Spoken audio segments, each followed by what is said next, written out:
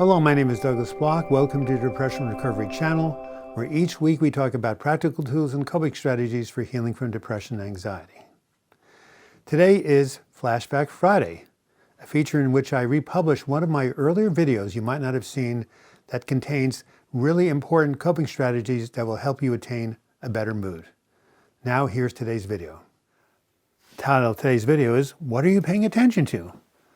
Before we start, we have to do our ritual of telling a joke. So, when do you know that a dad joke is a dad joke? When it becomes apparent. There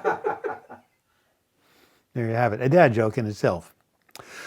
Before I start, I want to mention something important. Today is February 16th, 2023, the birth date of my late mother, God bless her. And on the 18th, in 2 days, we're going to be posting this video. And 5 days later, on the 23rd, I'm having major surgery, a total knee replacement surgery, something I've needed for almost a year.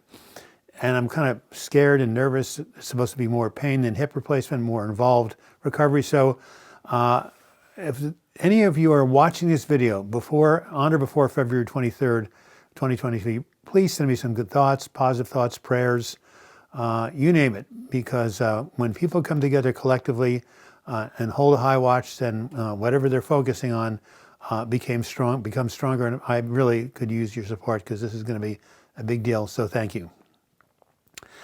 Now I want to tell a personal story about what led up to this surgery.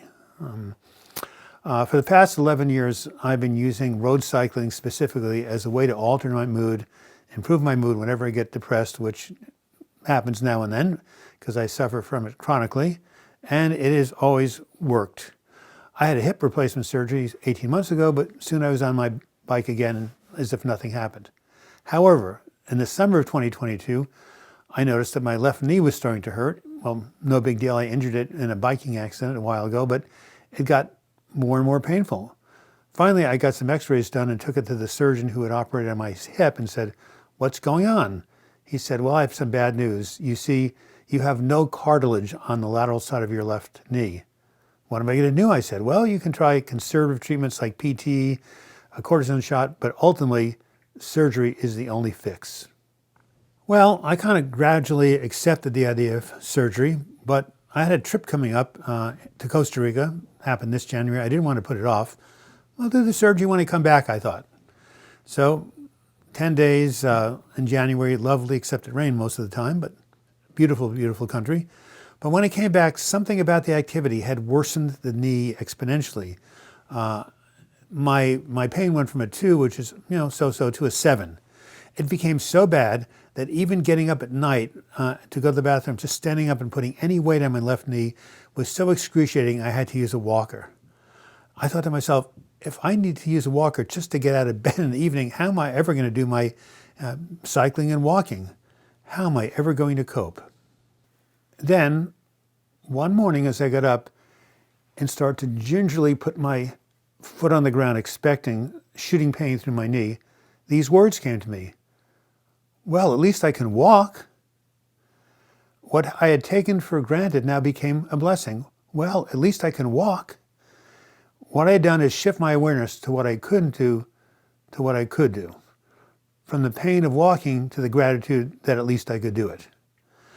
And that made a big difference and has made a big difference up until this point, and it's allowed me to endure the pain and the waiting to a much greater degree. And when I realized that my discovery, well, it wasn't discovery, it's a universal truth, is that what we focus on has a direct impact on our physical well-being, mental well-being.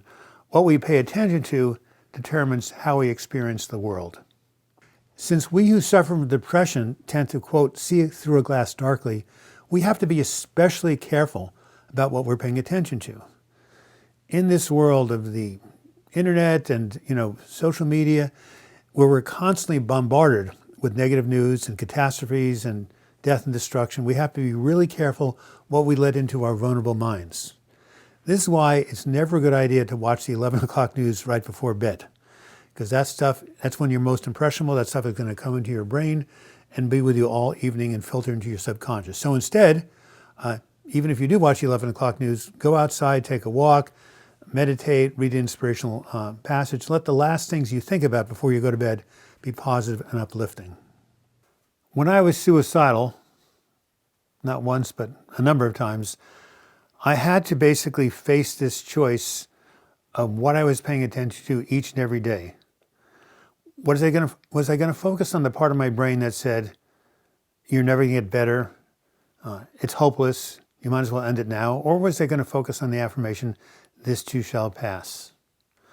Was I going to catastrophize about the future and think about how bad things were going to get and how, again, there was no hope? Or was I going to bring my mind back to the present moment? The choice I made determined whether I was going to feel hope or despair. I have a friend named Beth who suffers from depression and chronic insomnia like many people. Oftentimes she'll wake up in the middle of the night and start ruminating about her problems and her worries and what might happen to her. She might run out of money, etc. And as this goes on, she spirals down into a state of negativity and despair. But she says, if I can just shift my attention to the things I'm grateful for, the fact I have good friends, the fact I'm working with you on these scripts and other things, I can gradually kind of pull back from the abyss and not get swallowed up by it. This doesn't happen easily. It takes intention, effort, and persistence. But if I really work on it, the shifting of my attention to my worries, to what I'm grateful for, really seems to help. There's a metaphysical saying that goes something like this: where attention goes, energy flows. At any given moment, you have the choice to determine what kind of reality you're going to focus on. Will it be the reality of fear, pessimism, and despair? Or will it be the reality of hope and possibility and optimism? The choice is always in your hands, and therein lies your freedom. This has been Douglas Bloch. I hope you found the information on this Flashback Friday video helpful. If so, please give it a like, as likes draw more and more people to this channel and hopefully some more subscribers. You can also leave your comments in the comments section or email me, douglasbloch@gmail.com. If you do want to subscribe to this channel, click on my photo in the closing credits. You'll be taken to my subscribe page. And if you click on the bell to the right, you'll be notified every time I do a new video or live chat. And if you want to contribute to this channel and become a patron, simply click on the Patreon image. You'll be taken to my crowdfunding site. And until next video, I wish you the best in your mental health recovery. Thank you so much.